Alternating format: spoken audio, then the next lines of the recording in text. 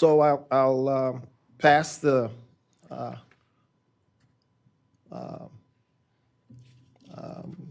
session over to Travis, and then we'll have our discussion. Oh, no, to you, so you can, sorry. There's always that, make sure we're doing the right. No. Thank you, Kojo. Hello, everyone, again. So my disclosures are as follows. I serve on Board of Directors, IBA, Board of Directors, Page AI, External Advisory Board for Johns Hopkins, International Advisory Board for University of Vienna. I serve both on Scientific Committee and Board of Trustees for DKFC and Scientific Advisory Board on Eurobioimaging.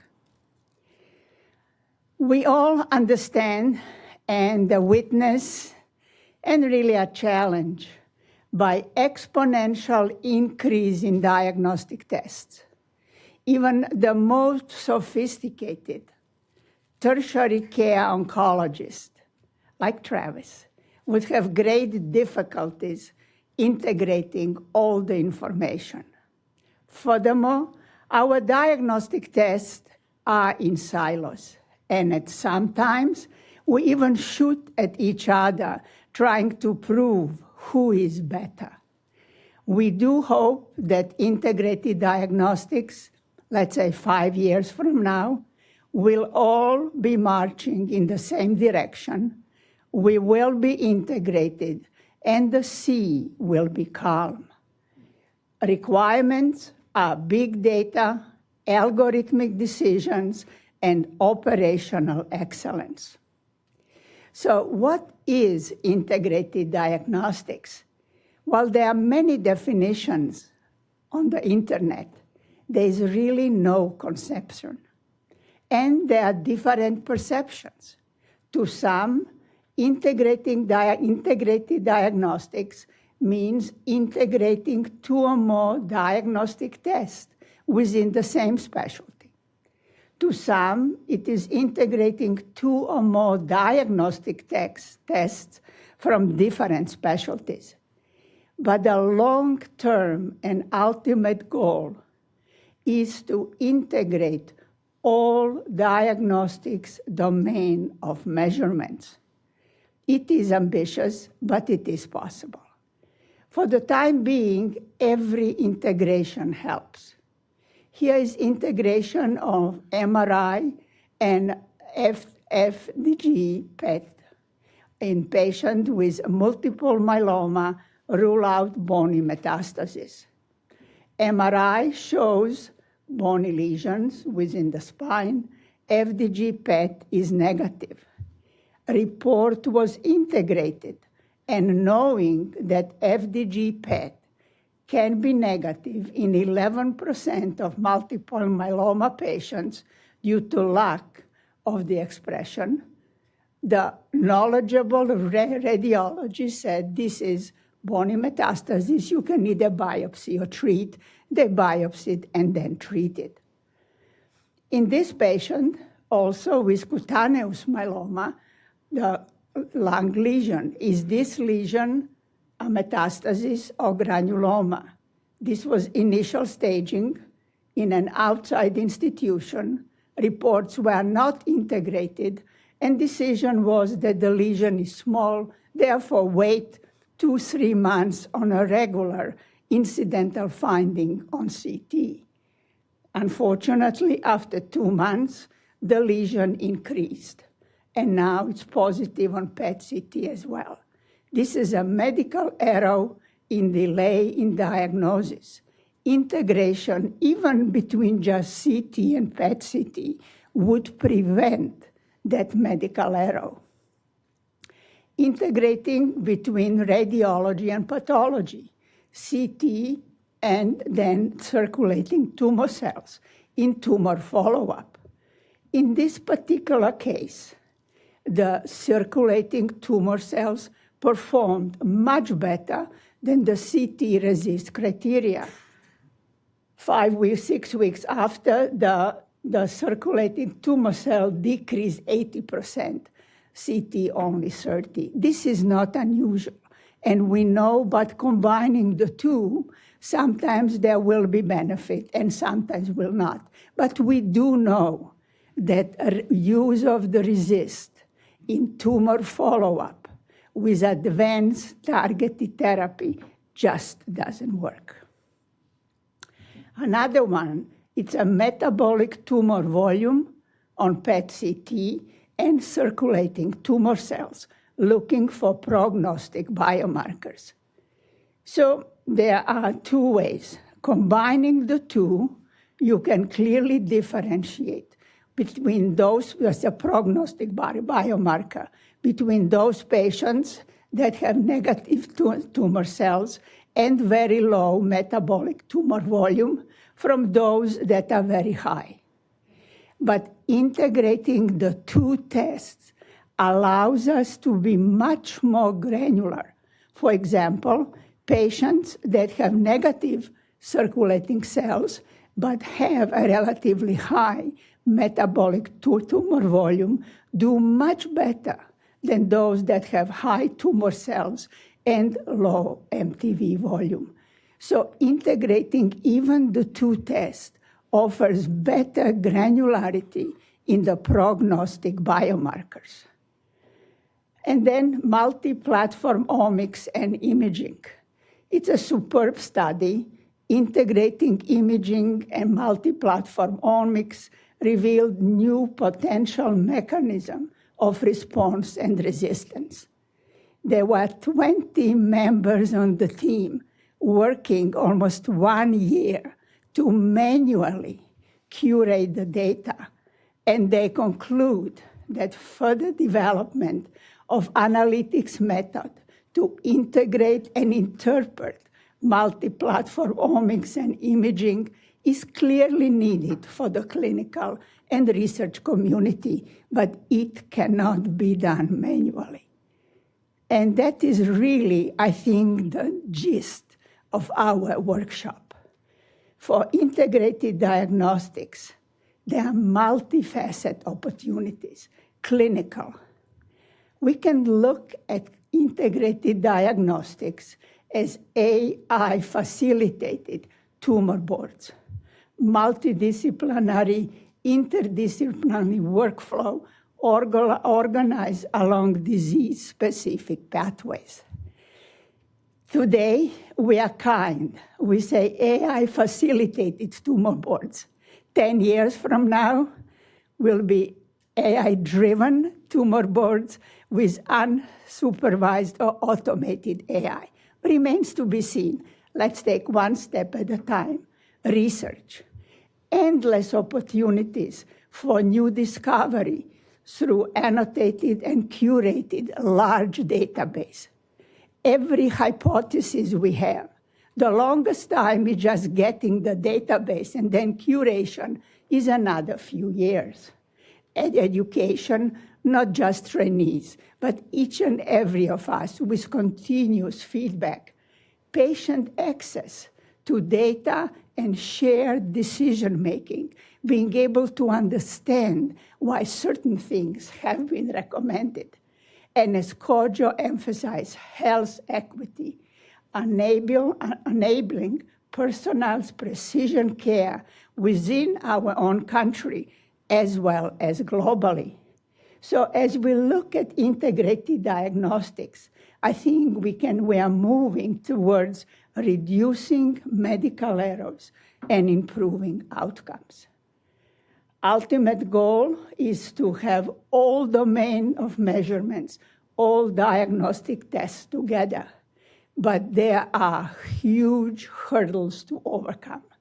One of the biggest hurdles is how do we go from domains of measurements to data abstraction and then data integration and computer analysis.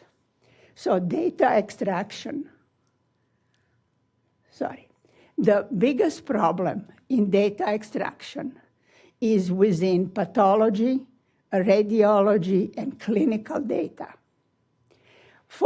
in all these disciplines, data, while they may be digital, they are not computable. And concentrating on radiology, we have big, big problems. I know there are a number of industry representatives, and I hope I don't offend you. One is for us in radiology. We don't have uniform, not only structure reporting, but really in summary, giving diagnostics uncertainty. I know many people and startup companies believe they have AI for tumor segmentation, feature extraction, and classifications. You don't. Automated anatomic and metabolic tumor volume burden measurements, total tumor volume, doesn't exist. So let's look at radiology. In majority of places, even in the United States, our reporting has not changed much since 1896. It's a free text reporting. There are poems and there are essays. A reporting has to be structured and ideally synoptic. It needs a lot of discipline. It needs really a strong will. But once you start doing, actually everybody loves it. But that's not enough. We need to address diagnostic uncertainty. I don't know if you know the discipline of radiology. We are called ultimate hedgers. We always hedge. Well, we shouldn't hedge. We should really express our certainty if the metastasis is or is not present on a 5 scale from consistent with to unlikely, because what possible, probable, likely, it means nothing to the computers, or very often nothing to the referring physicians. AI in tumor segmentation. There's a lot of hype. It's really spectacular, but its manual tumor segmentation is the greatest roadblock to integrated diagnostic in both clinical and research workflow. Tumor segmentation maybe in some parts of the body, like brain, sometimes works, but we really need automated, algorithmic, validated tumor segmentation for every site and every modality. And that, while great progress has been made, there are even FDA-approved software. It is still work in progress. Then challenges for both radiology and pathology that we have to address. Actually, in our own institution, looking at data governance was #1 problem.